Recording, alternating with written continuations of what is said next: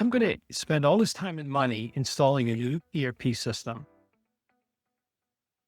Can you tell me how this is going to A, save me money, and two, make me money? And maybe, just maybe, create a competitive advantage in the industry for me. If the person you're talking to doesn't get a big smile on their face because they're never asked that question, but sit back and go, oh my gosh, am I going to tell you? If they can't do that, out.